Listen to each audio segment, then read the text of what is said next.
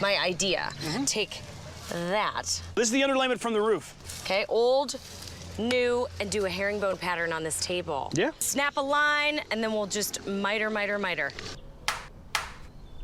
They chop the old tongue and groove underlayment at a 45.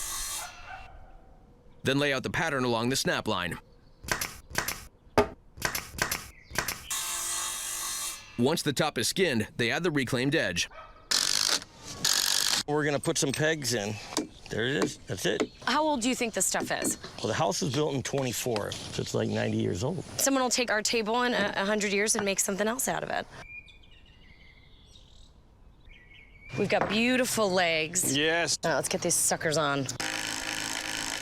This isn't going anywhere. No. Let's carry this to the backyard and then go attach the top. You got it. And go. Here it comes. All righty.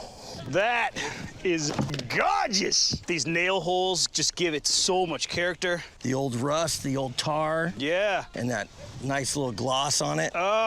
You come in and this huge table is the first thing you see. It's beautiful. Kind of just this big arrow to what? To the lake. The real deal.